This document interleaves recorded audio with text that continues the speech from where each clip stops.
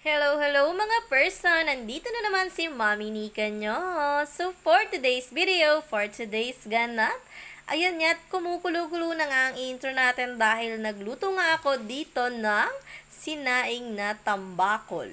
Wala nga kasi akong mabili ng tulingan dito, kaya na lang sinaing na tambakol na nga lang tong niluto ng Mami Nika nyo. Pwede naman yun, di ba? Yes, pwedeng-pwede. Nagawa ko nga eh. At eto na nga mga person, tinimplahan ko na nga itong aking niluluto. Nilagyan ko na lang yan sa ilalim ng sibuyas, bawang at luya para hindi malansa.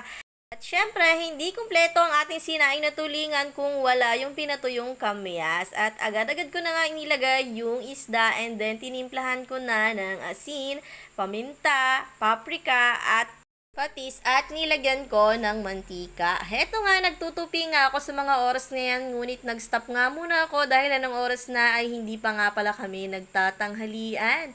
Habang nagluluto nga ako, itong si Ate Chelsea nyo ay inutusan ko na ngang mag-vacuum. Tama lang yan, habang bakasyon ay tumulong kayo sa gawaing bahay. Mga kids, hindi po kawawa ang batang inutusan at tinuturuan ng gawaing bahay. Dahil ayan po ay matututunan nyo hanggang sa paglaki nyo at madadala nyo sa araw-araw nyong pamumuhay. Maigi na yung bata pa lang kayo ay natututo na kayo sa gawaing bahay.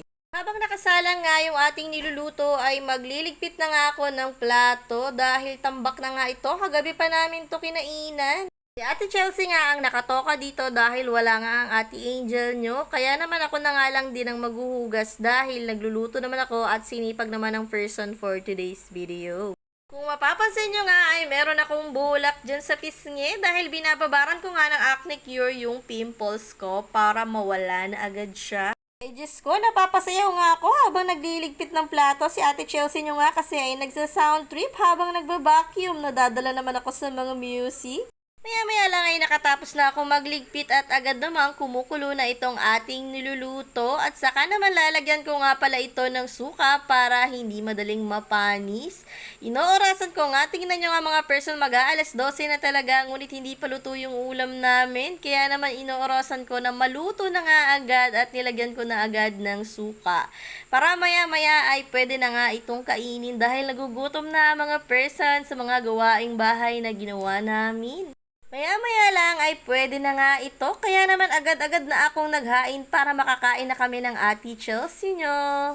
Ay sadya namang natatakam pa rin ako habang nagbo-voice over. Mabuting na lamang talaga ay meron pang natira dito at kakain na naman ako. Ang sarap talaga. Paborito ko kasi ito mga person, kaya kain tayo.